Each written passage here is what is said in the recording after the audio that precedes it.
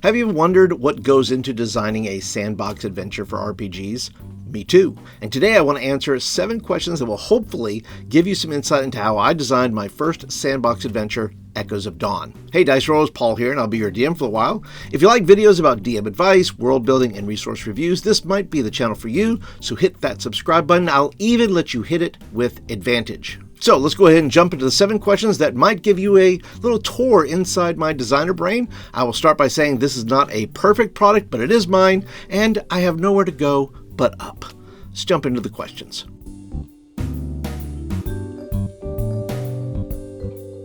Yeah, I've played a lot of linear adventures, run a lot of linear adventures, and I just wanted to have options, right? As a DM, I like to have as many options as I can in case my players decide to do something that I did not necessarily plan for.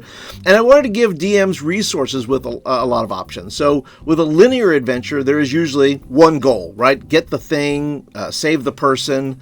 And with a sandbox, anything is possible, and it leaves a lot of room for players to explore and kind of create their own adventures.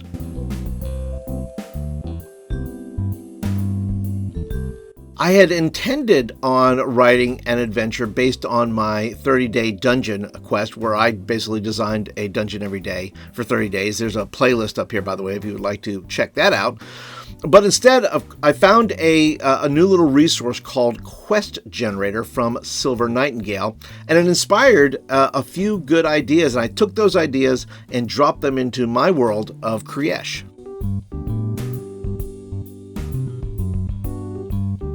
Yeah, I think that's the point of adventuring in a sandbox setting. There are no expectations other than you are adventuring. And the DM maybe doesn't know what you're doing. You may not even know what you're doing. You just say, we're going to go walk off in that direction. So there's a lot of locations, there's rumors, and NPCs for PCs to interact with, and whatever the PC chooses is a good choice. There's no whammies in this.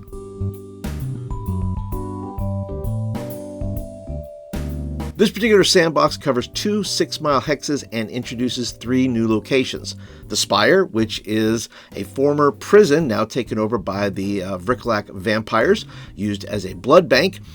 There's the Sunken Archives of Aldoria, which is an outpost for a new faction, which is the Echoes of the First Dawn.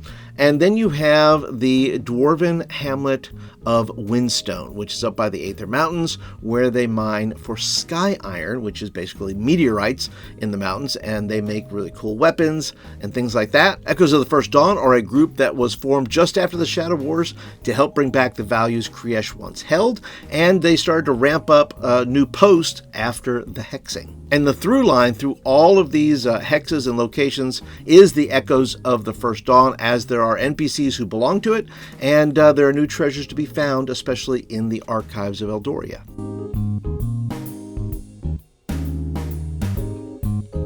Probably developing the through line. I really just sort of ideated and edited until I felt like there was enough crossover between the locations which would make the PCs want to travel to those new locations. And PCs don't have to travel if they find a village or city interesting that they want to explore.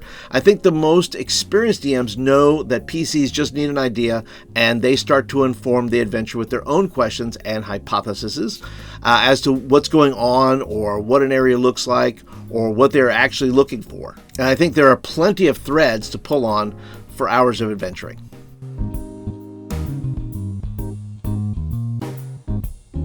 What was the most fun? The most fun, I think, was expanding my world of Kriesh, which I started in Crit Happens, my zine, and I just started writing. It's been around now for about a year. I'll put links down below if you're interested in checking out the zine. When I wrote Crit Happens number 7, The Land of the Gods, I gave each major city, village, and hamlet a decent write-up, but not too much. And with this Echoes of Dawn, I get to fill in the gaps with interesting places and things like the Spire or the Sunken Archives of Aldoria. What I also enjoyed was throwing in almost kind of like throwaway lines of places that have not yet been created, like the Sands of Helos. It's on the map, but I don't know what's going to be there yet. And the Sands of Helos are actually where the Echoes of Dawn began, with the sun god Helos being the patron of the organization. The Aether Mountains now have tenants in the form of mountain giants. And these are all areas I hope to explore in the future.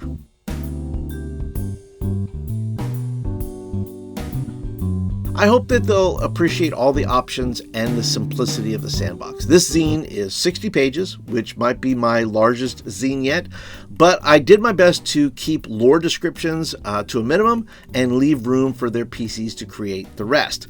There's a lot of white space in the sense that I don't over-describe each location, magic spell or magic item that's in there. I think DMs are smart enough and creative enough to take the things that I give them and make it a place they want their PCs to go adventuring in.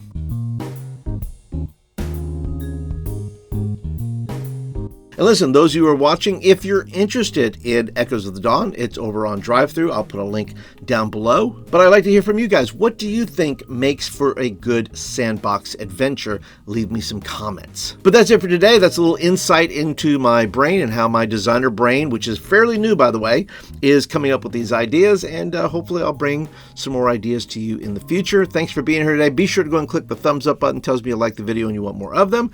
And I'll see you all in the next video. Have a great day, everybody.